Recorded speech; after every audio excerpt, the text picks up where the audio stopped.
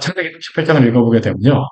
어, 처음에 성경을 전혀 모르는 그러한 분들, 예수님 처음 믿는 분들은요, 이 창세기 38장 말씀을 읽게 되면 충격입니다. 이거는 진짜 뭐 연속국에서 뭐 막장 드라마 이야기라고, 막장 드라마라고 하는 그것보다도 더 심각한 사건이 바로 이 말씀이죠. 성경은 거룩한 그러한 책이잖아요. 그렇죠?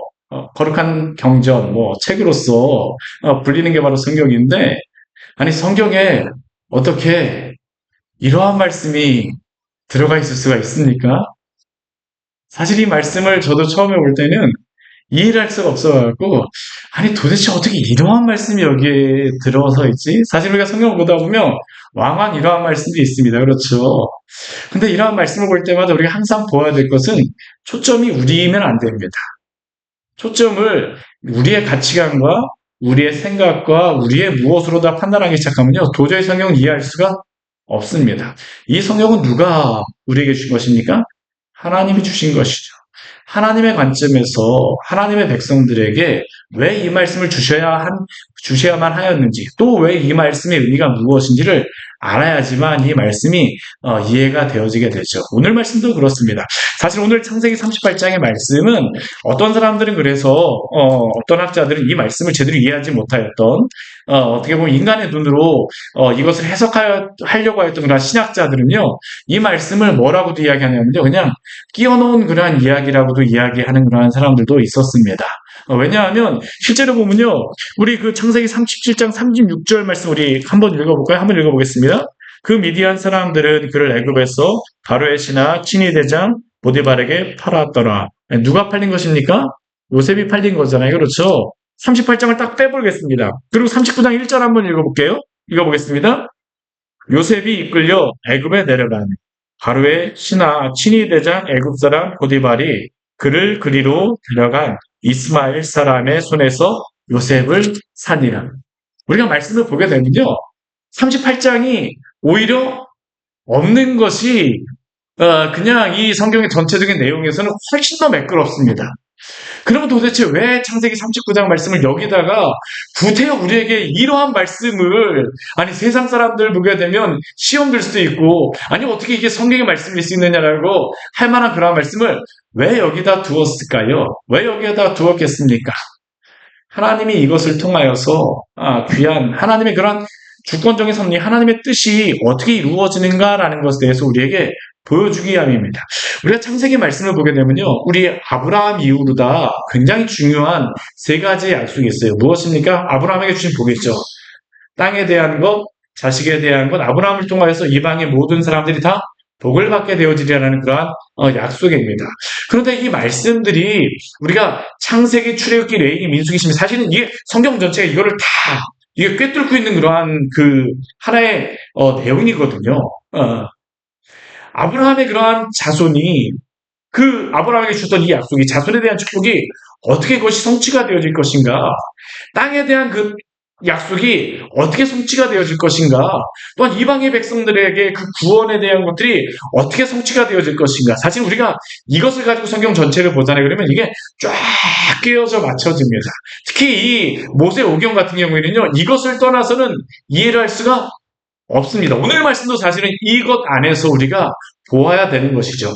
우리가 지금 이 말씀을 보면서 굉장히 중요한 것 중에 한 가지가 뭐냐면, 아브라함에게 땅에 대한 것은 지금 당장 뭐 이야기할 것은 뭐 조금 더 봐야 되지만, 지금 아브라함에게도 그렇고 이삭에게도 그렇고 가장 큰 문제가 되었죠. 통수 무엇이냐면 자손에 대한 것이었습니다. 그렇죠? 아브라함은 아들 한 명 이삭과 비유하여서 25년을 기다렸습니다. 그렇죠?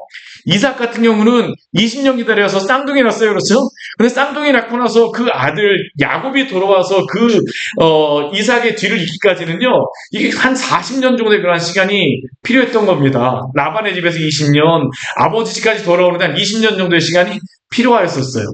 그러면 문제는 뭐냐면 그 이후에 야곱 이후에 그 아들들의 그러한 계보들은 어떻게 이루어질 것인가라는 것들을 우리는 여기에 집중해야 됩니다.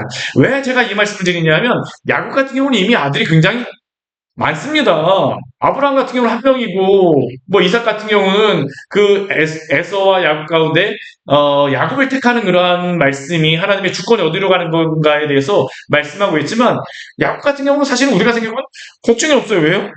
너무나도 많거든요. 아들이 몇 명이나 있습니까? 12명의 아들이 있습니다. 12명의 아들들이 너무나도 진짜 많으니까 축복받은 아들들 아닙니까? 근데 우리가 이 말씀을 잘 보게 되면요, 아들이 많아도 문제입니다.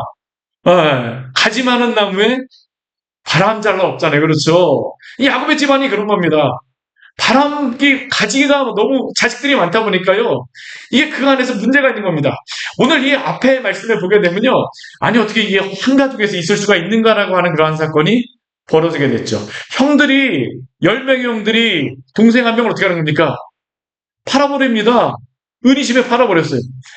아무리 막장 가정이라 할지라도 이렇게 할 수가 있겠습니까? 사실 할 수가 없는 거잖아요. 그렇죠? 어떻게 그 10명의 형들이 똘똘 뭉쳐서 요셉 한 명을 팔아버리는지. 근데 이 말씀 우리가 잘 보게 되면요. 이것뿐만이 아닙니다. 우리 야곱의 아들들을 보게 되면요. 이게 아들들은 많지만 이 아들들 가운데서 이 장자권이 누구에게로 가는가라는 것도 이게 굉장히 중요한 그러한 것입니다. 우리 야곱과 그 에서 가운데에서도 누가 이삭의 그러한 장자권, 그 하나님의 축복의 그러한 그 축복의 권한을 누가 가져가는 것인가라는 게 굉장히 중요한 것이었잖아요.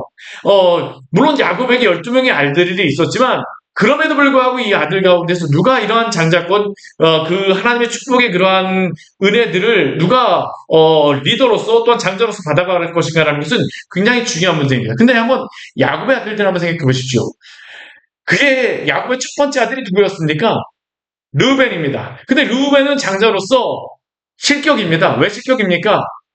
그의 아버지의 첩을 범하였기 때문이에요. 사실은 있을 수가 없는 일이거든요. 그러니까 그 일이 있고 난 후서부터 르우벤은 장자로서의 그 역할을 감당할 수가 없었던 겁니다. 그러면 그 다음에 장자권은 누가 받아야 될까요? 시몬이 받아야 될 겁니다. 근데 시몬과 함께 레위는 이 장자권을 받을 수가 없었어요. 왜 그렇습니까? 아버지 야곱에게 굉장한 책망을 받고 저주 섞인 그러한 이야기를 이미 받았거든요. 왜 그래요? 세겜에서 그의 딸 디나가 이 겁탈을 당하였을 때 그 시몬과 레위가 이 세겜 사람들을 할례를 받게 하고 나서 그 세겜 사람을 다 어떻게 합니까? 다 죽여버립니다. 이 성경 말씀 보게 되면요. 아니, 어떻게 이런 말씀이 나와 있는가라고 생각을 하잖아요.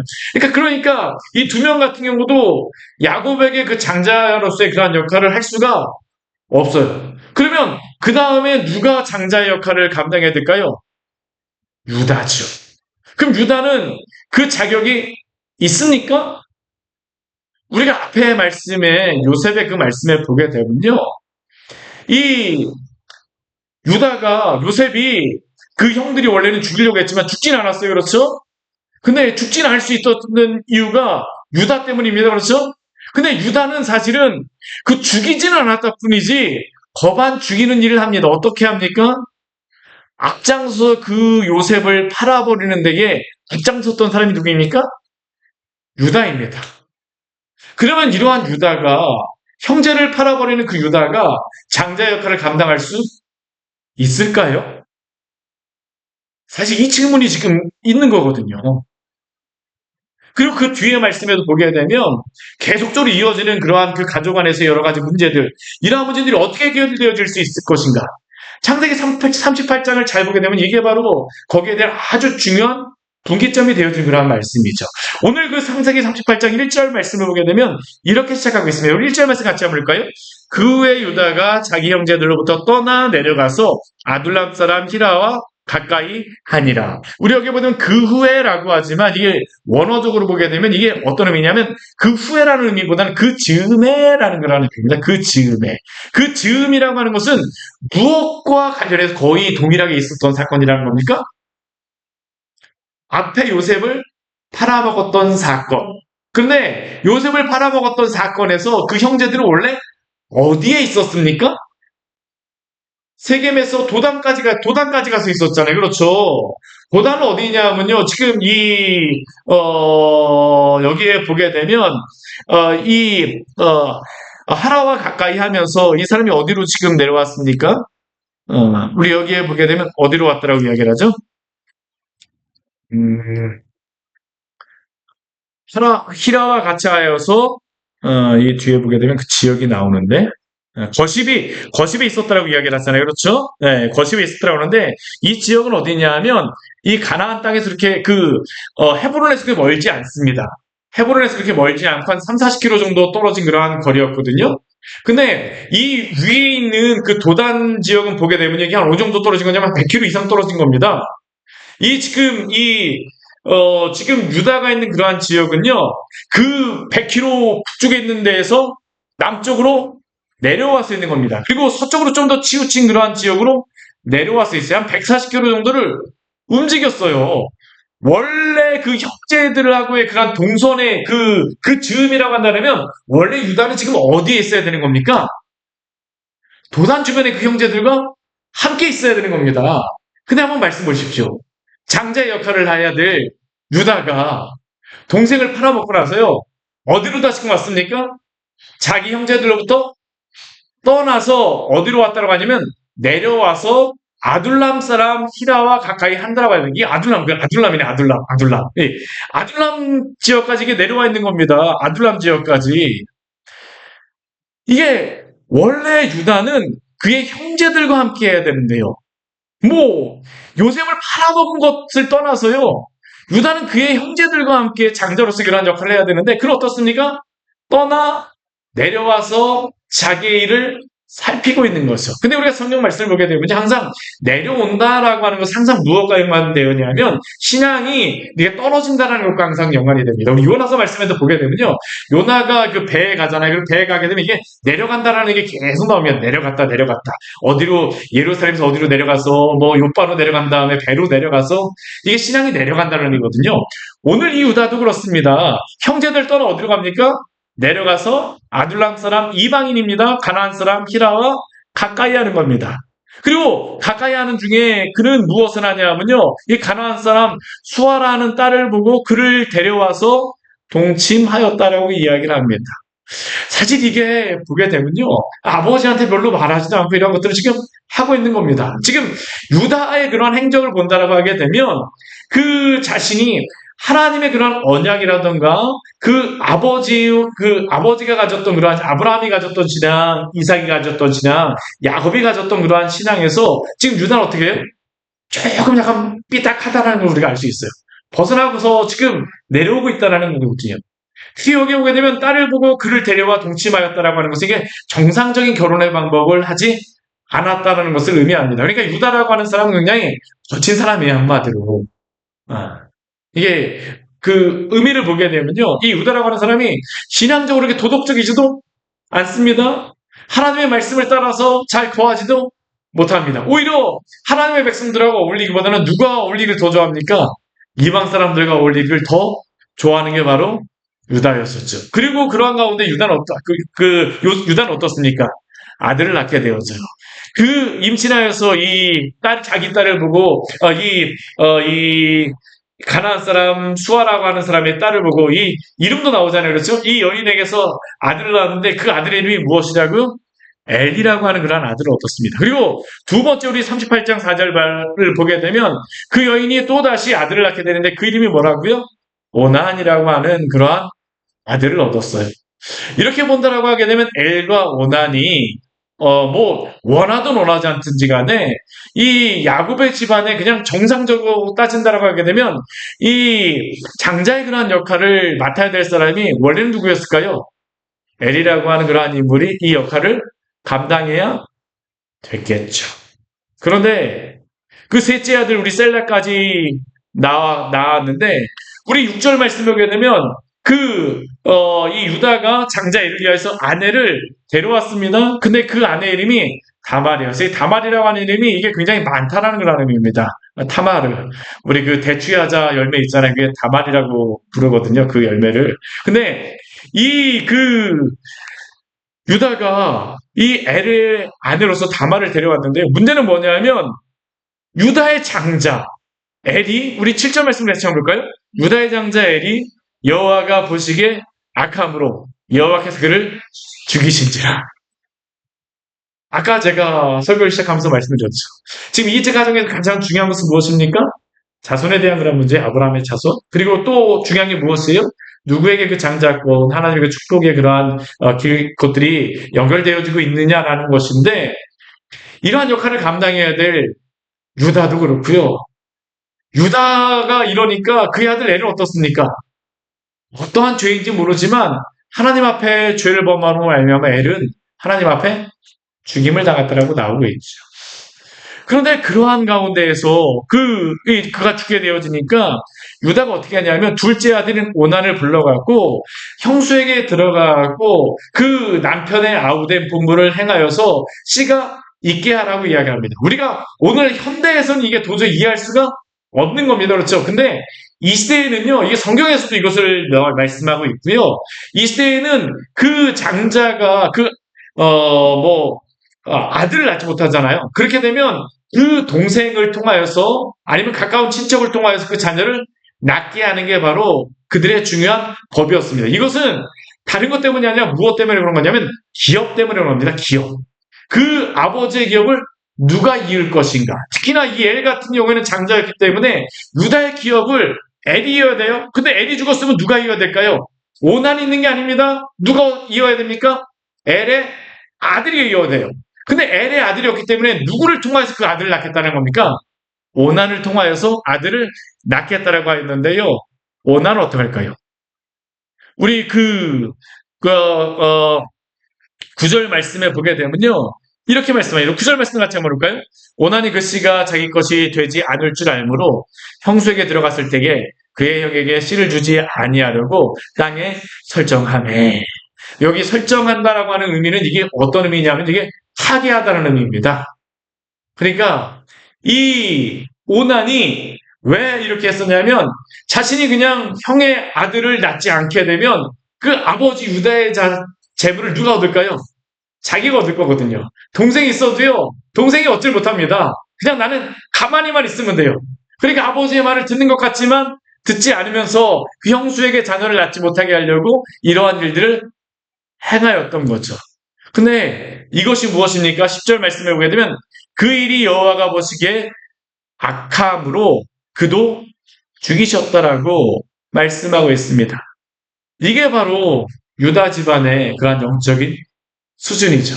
이렇게 본다라고 하게 되면요. 이 집안에서 야곱의 집안에서 하나님이 말씀을 따라서 그런 어떠한 영적인 그러한 것들을 이룰 수 있는 아들은 누가 돼야 될까요? 요셉은 지금 팔려간 상황입니다. 지금 이게 굉장히 이 말씀만 보게 되면요. 야곱의 집안은 아들이 많지만 사실 그 영적인 그러한 것들을 이어갈 만한 그러한 게 끊어졌다는 겁니다. 그럼 이러한 상황 가운데 어떻게 하나님께서는 당신의 구속사, 당신의 그 구원의 역사를 이루어 가실 것인가? 사실은 이 말씀이 오늘 말씀 가운데 굉장히 중요한 것입니다. 그런데 오늘 이 말씀을 보게 되면요. 이 집안에는 유다 집안에는요. 이것에 대해서 전혀 별로 신경 쓰지 않습니다. 아버지 유다도 어떻게 합니까? 그 셀라를 이 다말에게 주게 되면 셋째 아들을 주게 되면 아직까지 어렸을 때 같아요. 그렇죠? 셀라를 주게 되면 이 다말에게 주게 되면 또 죽을 거라고 생각을 해갖고 어떻게 합니까? 주지를 않습니다. 근데 사실 그의 그 아들들이 죽은 이유는 며느리 때문입니까? 아닙니다. 그 아들들의 죄 때문이었습니다. 근데 지금 유다는 누구 책임이라는 겁니까? 며느리 때문이라는 겁니다. 그러니까 지금 어떻게 하냐면 우리로 다 따지게 되면 소방 맞히는 거죠. 그렇죠? 너가 우리 아들들이 이렇게 죽게 만들었으니까 뭐 그렇게 직접적으로 말하진 않지만 지금 어떻게 하는 겁니까? 그냥 쫓아내는 것이죠. 수절하고 있으라. 내가 나중에 그 셀라가 장성하게 되거든. 내가 하게. 그런데 유다가 그럴 생각이 있을까요? 아니요. 이만큼도 없습니다. 사실 이러한 상황 건데 가장 마음이 아픈 사람은 누구일까요? 다말이잖아요, 다말. 다말은 남편도 죽었고, 또 두 번째로 결혼하게 된 그 남편도 죽었습니다. 다 그 죄 때문에 죽었어요? 근데 누구 책임이라는 겁니까? 너 때문이라는 겁니다. 그리고 그 시아버지는 지금 다말을 내어 쫓았죠. 근데 참 이게 말씀 보게 되면 그 참 이 유다라고 하는 인물을 우리가 보게 되면 이게 참 유다의 그런 죄성을 우리 인간의 죄성을 볼 수 있는 게 우리 11절 말씀 보게 되면 이런 말씀이 있습니다. 우리 12절 말씀 같이 한번 볼까요? 얼마 후에 유다의 아내 수아의 딸이 죽은지라 유다가 위로를 받은 후에 그의 친구 아둘람 사람 히라와 함께 딥나로 올라가서 자기 양털 깎는 자에게 이를 얻더니 이러한 일이 지나고 나서 얼마 후에 어떤 일이 있었냐면 유다의 아내 수아의 딸이 죽었습니다. 그 아내가 죽게 되니까 유다도 마음이 어떻게 할까요? 슬픈 겁니다. 그렇죠. 슬퍼요.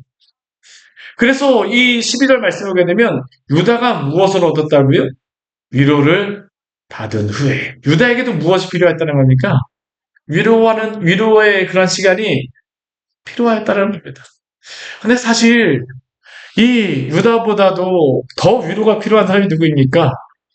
다말이잖아요. 근데 유다는 여기에 대해서는 전혀 관심이 없죠. 자기가 위로받는 것만 중요합니다. 그렇죠. 그리고 이러한 가운데 유다가 위로를 받고 어느 정도 시간이 흘러간 것 같아요. 그러고 나서 유다가 양떡 깎는 자에게 히라와 함께 이르렀는데 이러한 소식이 누구에게까지 전해졌냐면요. 다말에게까지 전하여졌습니다. 다말은 그의 시아버지가 올라온다는 소식을 들으니까 처음에는 무엇을 기대했을까요? 셀라를 불러갖고 결혼시키려나 보나? 그랬었는데 전혀 그렇지 않습니다. 뭐 하러 온다는 겁니까? 양털 깎으러 왔다는 그런 소식만 듣고 있는 겁니다. 그러니까 다말이 어떻게 하냐면 한 가지의 계획을 세요. 어떤 계획을 세우냐면 우리 뒤에 보면 나오죠. 참 이게 성경이 이것을 말하기도 참 남사스러운 그런 사건입니다. 그렇죠? 그가 시아버지가 딥나게 올라왔다는 그런 소식을 듣고 나서 이 지역은 다 아둘람 지역 이 유다 산지에서 조금 약간 지중해 쪽으로 내려온 그러한 지역이거든요. 딥나도 다 그 지역 근방인데 그 지역에 왔다라는 이야기를 들으니까 이 다말이 어떻게 하냐면 과부의 의복을 벗었습니다. 그리고 너울로 얼굴을 가리고 딥나 길곁 에나임 문에 앉았다라고 이야기합니다. 왜 그가 이렇게 했냐면 창녀와 같은 그런 역할로 지금 하고 있는 거거든요. 왜 그녀가 그랬을까요? 셀라가 장수함을 보았어도 자기 하나로 주지 않기 때문에. 지금 이 다말은 여기에 온 게 의도적으로 이곳에 왔다는 것을 알 수 있죠. 여기까지만 보게 되면 사실 우리는 다말을 이해할 수 있습니까? 사실 이해할 수가 없는 행동입니다. 그렇죠? 그런데 다말이 얼굴을 가렸기 때문에 유다가 그녀를 보고 어떻습니까? 창녀로 여겼다라고 이야기를 합니다. 창녀로 여겼다. 여겼다.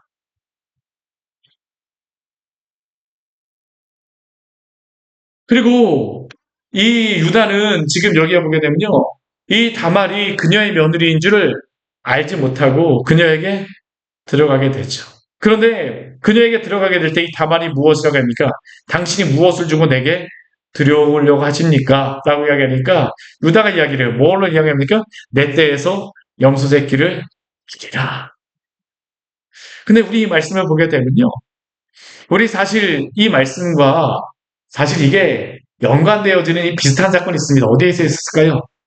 바로 앞전에서도 있었잖아요. 그렇죠. 유다가 이 요셉을 자신의 아버지에게 속일 때 요셉의 옷에다가 염소의 그 피를 묻히고 그래갖고 속이는 그러한 일들이 있었는데요. 며느리가 지금 동일하게 지금 유다를 속이고 있는 겁니다. 근데 유다는 어떻습니까? 전혀 그것을 알아채지를 못해요. 근데 이것이 어디에서 있는 겁니까? 여기 말씀해 보게 되면요. 에나임 문에서 있었다라고 합니다. 에나임. 이 에나임이라고 하는 단어가 어떤 뜻이 있냐면 이게 샘이라는 그런 의미가 있고요. 샘이라는 그런 의미가 있고 또 어떤 의미가 있냐면 이게 샘은 눈이라고 하는 의미가 있습니다. 눈. 네. 그래서 샘물을 가지고 샘물이 솟아나는 데는 이게 눈으로서 그걸 또 보기도 하는 겁니다. 그래서 예수님의 그런 사역을 보게 되면 첫 번째 있었던 것이 무엇입니까? 요한복음에 이게 포도주를 물로 바꾸시잖아요. 그렇죠? 그러니까 이 물로 바꾸시는 거라는 게 자신이 눈을 띄워주시는 거라는 것과 이게 연관이 있는 거거든요. 첫 번째 일어난 사건들이 항상 보게 되면요. 물이 변하는 사건들입니다. 근데 이게 항상 왜 그러냐면 우리가 구원을 받는다라고 하는 것은 눈이 변하는 것입니다. 이스라엘 백성들도 출애굽에서 와갖고 마라의 쓴물이 무엇이 됩니까? 단물로 다 변하게 되잖아요.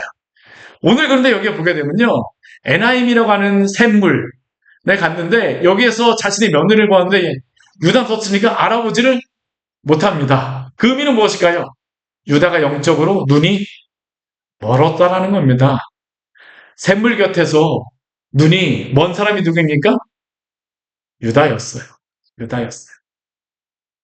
그리고 그는 그러한 가운데 무엇을 하냐면 담보물을 달라고 하니까 무엇을 주냐면 염소새끼는 당장 없으니까 그가 도장과 끈과 또한 지팡이를 달라라고 이야기를 하고 유다는 그것을 주고 나서요. 우리 18절 말씀을 보게 되면 다말이 유다로 말미암아 임신하였다라고 이야기합니다. 참 이게 아이러니한 게 뭐냐면 창세기 말씀을 보게 되면요.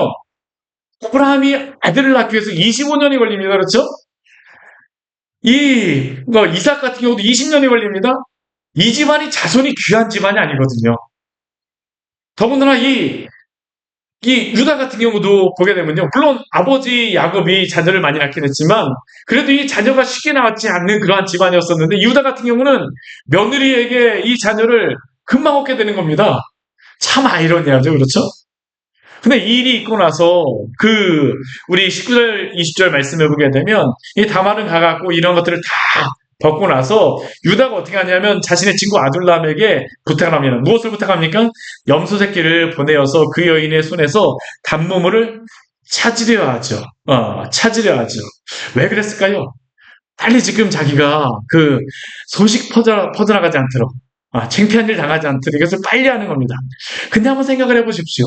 유다라고 하는 인물은요, 자신의 며느리를 향하여서는요, 아들을 주겠다고, 셀라를 주겠다라고 하는 것에서는 지금 10년이 지나고 한 그 정도가 지난 그런 시간인데, 그것에 대한 전혀 기억도 못 합니다. 근데 지금 무엇은 기억하고 있습니까? 자신의 체면이 떨어지는 것은 굉장히 걱정하고 지금 있죠. 여기에 보게 되면 그 여인을 찾으려고 했을 때, 이 에나임 곁에 가서 이 하람이, 사람이 가서 물어보는데, 창녀가 어디 있냐라고 이야기를 하잖아요. 그렇죠? 근데 여기에 보게 되면 이 창녀라고 이야기를 하는데, 이게 앞에 있는 창녀하고 뒤에 있는 창녀하고 이 단어가 다릅니다. 앞에 있는 창녀는 어떤 창녀냐면, 실제로 창녀라는 의미고요. 뒤에 있는 창녀라고 하는 의미는 어떤 의미냐면, 이게 제사장이라는 그런 의미가 있어요. 성녀. 이상하죠? 왜 그러냐 하면 이 시대에는 창녀의 그런 역할을 했던 사람이 가나안의 종교가 굉장히 이게 음란한 종교였었거든요. 이게 바알과 아세라라고 이야기하는데 이 신들이 다 음란한 신들입니다. 아세라 같은 경우는 굉장히 음란한 신의 그러한 자녀를 낳기 위해서 그런 것이었기 때문에 여기 있는 제사장들은 항상 무엇을 했었냐면 음란한 것과 항상 연관이 있었어요. 그러니까 이 다말이 여기 와서 있었던 것을 이 유다는 뭐라고 생각했었냐면요. 이방 신의 어떤 제사장인가 보다 우선 들어간 겁니다. 그러니까 이게 더 이상한 겁니다. 더 이상한 겁니다. 어떻게 그럴 수 있습니까? 그렇죠. 그런데 그렇게 하고 나서 찾을 수가 없으니까 뒤에 보게 되면요. 우리 23절 말씀을 보게 되면 유다가 이야기를 하죠. 못 찾는다는 얘기가 되니까 그것을 그냥 가지게 두라라고 얘기합니다. 왜 그냥 가지게 둡니까? 우리가 부끄러움을 당할까 하노라. 창피할까봐. 자신의 체신이 떨어질까봐. 그런데 이러한 일이 있고 나서 가만히 덮어주려고 했었는데요. 어떤 일이 벌어집니까? 한 석 달쯤 후에 유다에게 한 가지의 소식이 들려서요. 어떠한 소식입니까? 내 며느리 다말이 행함하였고 그 행함으로 말미암아 임신하였느니라. 여기에 그냥 우연하게 그러한 일을 겁탈당하거나 그런 게 아닙니다. 여기에 행함하였다는 것은 무엇입니까? 스스로가 이러한 행음을 했다라는 겁니다. 그러니까 유다가 여기에 대해서 뭐라고 반응하냐면요. 우리 24절 말씀에는 그를 끌어내어 불사르라고 얘기합니다. 끌어내어 불사르라. 근데 성경 말씀해 보게 되면요. 끌어내어 불사르는 그러한 것은 없습니다. 대부분 성경의 말씀에 이런 음란함의 죄를 짓거나 하게 되면요. 보통 뭐로 다 죽습니까? 돌로 쳐서 죽습니다. 근데 불을 태워서 죽이는 경우가 있습니다. 언제냐면요. 제사장의 딸들이 음란한 일을 행하였을 때에는 그것에 대해서 확실하게 죄악을 보기 위해서 그때에는 레위기 말씀에 그러한 말씀이 있어요. 근데 한번 생각해 보십시오. 유다는 자신은 거룩하게 살지 않는데 자신의 며느리 다말에게는 무엇을 요구하는 겁니까? 거룩한 이 여인과 같은 제사장의 딸과 같은 그러한 행실을 요구하고 있죠. 자신의 죄에 대해서는 보지 못하고 이 다말의 죄에 대해서만 생각하는 겁니다. 그리고 이렇게 불살라지러 이 다말이 끌려 나올 때에 그 다말이 유다에게 한 가지를 보내죠. 무엇을 보냅니까? 이 물건 임자로 말미암아 임신하였습니다. 그 물건은 무엇입니까? 유다가 맡겼던 도장과 끈과 지팡이죠. 여러분들 이러한 일을 우리가 당한다라고 하게 되면요. 우리는 어떻게 해야 될까요? 사실 이게 답이 없는 겁니다. 그렇죠? 이걸 가지고 혼내기도 그렇고 아니면 이걸 인정하기도 그렇고요. 근데 대부분의 사람들은 이것을 이 세상의 사람들은 대부분 어떠한 방식으로 해결합니까? 이 책임으로 이 여인의 책임으로 전가시키겠죠. 왜요? 자신이 아무것도 죄를 범하지 않은 것처럼 보이게 해서 오히려 더 급하게 일을 행할 수도 있습니다. 왜요? 그러한 이야기가 전혀 새어나가지 않도록. 근데 오늘 26절 말씀을 보게 되면 이러한 말씀이 있죠. 우리 26절 말씀 같이 한번 볼까요? 유다가 그것들을 알아보고 이르되 그는 나보다 옳도다. 내가 그를 내 아들 셀라에게 주지 아니하였습니다. 다시는 그를 가까이 하지 아니한. 그는 나보다 옳도다. 어떻게 이것이 더 옳은 것이 됩니까? 시아버지 자신을 속이고 아이를 갖게 만든 것이 어떻게 유다는 그것에 대해서 옳다라고 이야기합니까? 사실 유다의 마음속에는 얼마나 괘씸하겠습니까? 나를 속여? 아니 어떻게 이럴 수 있어? 나를 이렇게 창피하게 만들 수 있어? 체면을 중시했던 유다의 체면은 정말로 말이 아니게 되어졌죠. 그런데도 자신의 며느리가 자신보다 더 옳다라는 것입니다. 왜 그렇습니까? 자신은 이제는 다 성장한 셀라를 남편에게 주지 않았기 때문이라는 거죠. 그리고 더 큰 것은 무엇입니까? 이렇게 자신이 생각하기에 미천한 가나안 여인, 지금까지 생각하기에 자신의 두 아들을 죽였다라고 생각한 며느리 어떻습니까? 놀랍게도 유다가 잊고 있었던 한 가지의 사실 그녀는 기억하고 있죠. 무엇입니까? 기업을 잊게 하고자 하는 그 약속을 지키려고 하는 것입니다. 그 집안, 유다의 집안에서 아무도 하나님의 언약과 그 자손에 대한 것들에 대해서는 아무도 신경 쓰지 않는데요. 누구만 지금 이것을 신경 쓰고 있다는 겁니까? 다말만 신경을 쓰고 있다는 것이죠. 자신은 믿지 않고 업신여겼던 아브라함과 이삭과 야곱에게 주셨던 그 약속과 그 언약에 대해서 누가 기억하고 있는 것입니까? 다말이 기억하고 있죠. 다말은 그 약속을 붙잡고 있는 겁니다. 그리고 유다는 이러한 다말을 보면서 어떻습니까? 자신의 그러한 이전의 죄악을 인정을 합니다. 변명하지 않습니다. 하나님 앞에서 가장 하나님이 기뻐하는 것이 무엇일까요? 우리가 우리의 죄에 대해서 회개하며 나아가는 겁니다. 아담의 죄를 보게 되면요.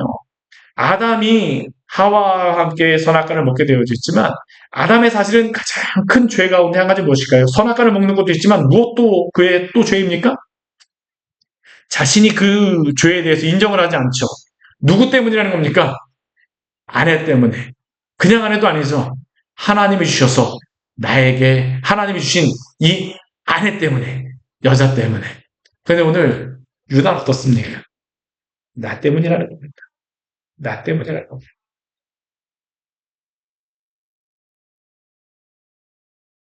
그러면 며느리 앞에서뿐만 아니라 그 모든 사람 앞에서 가만이 아니라 바로 자신이 이 모든 죄악의 근원임을 고백합니다. 그리고 유다가 하나님 앞에 자신을 회개하고 돌이키는 것이 바로 오늘 이 말씀이죠. 사랑하는 여러분. 하나님이 우리에게 원하시는 것은 무엇일까요? 우리가 죄를 범할 수도 있습니다. 잘못할 수 있어요. 근데 하나님께서는 우리가 그 죄를 범한 그 자리에서 회개하고 돌아오기를 원하십니다. 어떻게 유다가 하나님의 그 장자의 그런 물론 요셉에게 야곱이 축복하게 되었지만 우리 뒤에 보게 되면 족보가 이제 나옵니다. 그런 것들 어떻게 있게 되어집니까? 하나님 앞에 자신의 죄를 회개하고 나오죠. 그리고 여기서 중요한 또 한 가지가 있습니다. 무엇일까요? 하나님의 언약에 대한 약속을 다시 의식하게 되어지는 겁니다. 자신이 이전 37장에서 자신의 동생 요셉을 애굽에 팔아버리고 시원하다고 생각하고 나름대로 잘했다라고 목숨을 살려주었으니까 이 정도면 되었다라고 생각하면서 살아왔을 터인데 지금 생각해보는 건 어떻습니까? 하나님의 그 언약을 믿지 않고 신뢰하지 않고 자신의 동생을 팔아버린 자라는 겁니다. 그리고 지금 유다는 이 다말을 보면서 그는 나보다 어떻습니까? 옳도다라고 고백합니다. 그리고 지금 이것이 바로 유다가 본질적으로 변화되어지게 되는 이유죠. 왜 이 말씀이 중요할까요? 우리가 이 말씀이 중요한 이유가 우리 창세기 44장 말씀에 보게 되면 유다가 베냐민이 붙잡혔을 때에 자신의 아버지 야곱에게 돌아가야 그 베냐민을 돌려보내기 전에 이 요셉에게 하는 이야기가 있어요. 요셉이 그 은혜를 받는 그러한 요셉이 감동하게 되어진 그러한 말씀이 있죠. 우리 창세기 우리 44장 말씀 우리 같이 한번 읽어보도록 하겠습니다. 창세기 44장 우리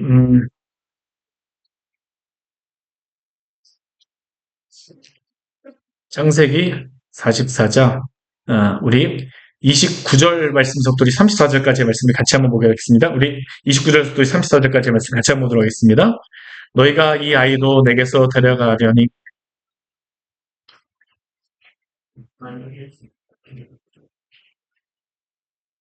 아버지의 생명과 아이의 생명이 서로 하나로 묶여 있거늘 이제 내가 주의 종 우리 아버지로 돌아갈 때에 우리가 함께 가지 아니하면 아버지가 아이의 없음을 보고 죽으리니 이같이 되면 종들이 주의 종 우리 아버지가 흰머리로 슬퍼하며 수월로 내려가게 함이니이다.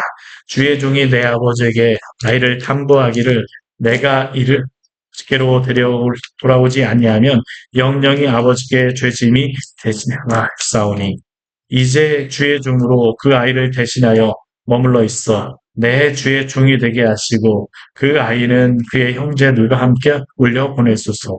그 아이가 나와 함께 가지 아니하면 내가 어찌 내 아버지에게로 올라갈 수 있으리까. 두렵건대 제가 내 아버지에게 미침을 우리이다. 아멘. 우리 이 말씀을 보게 되면요. 중요한 한 단어가 있습니다. 무엇일까요? 담보입니다. 담보. 담보. 아까 다말이 유다에게 무엇을 받았습니까? 담보물을 받았었잖아요. 왜 다말은 그 담보물을 받습니까? 자신이 죽어서라도 사실은 그 담보물을 통해서 목숨을 얻게 되어지지만 그 자녀를 얻기 위함이 바로 다말의 목적이었었잖아요. 오늘 유다가 이 말씀을 보게 되면요. 요셉의 그 앞에서 고백하는 것이죠. 내가 베냐민을 대신하여 무엇이 되겠다고요? 담보물. 그리고 이것이 바로 우리가 주 예수 그리스도로 말미암아 구원받게 되어진 이유인 줄 믿으시기를 바랍니다. 우리가 어떻게 우리의 죄에서 구원을 받게 되어집니까? 예수 그리스도가 우리의 보증이 되어주시고 우리의 담보물이 되어주시고 우리의 죄를 대신하여 죽으셨기 때문입니다. 그리고 이 유다를 통해서 하나님이 어떠한 일이 있습니까? 그 뒤에 보게 되면요. 두 아들이 나오게 되죠. 어떠한 아들입니까?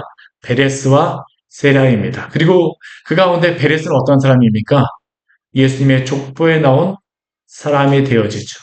그리고 예수님의 족보 가운데 4명의 여인이 나오는데 그 여인 중에 한 명이 누구입니까? 바로 다말입니다. 예수 그리스도의 그 언약의 씨앗으로서의 그러한 역할들을 바로 이들이 감당하였다라는 것이 바로 오늘 성경을 통해서 우리에게 말씀하여 주시는 것이죠. 사랑하는 여러분, 때때로 우리의 생각과 우리의 여러 가지 상황을 볼 때에 하나님의 계획이 잘 보이지 않을 때가 있습니다.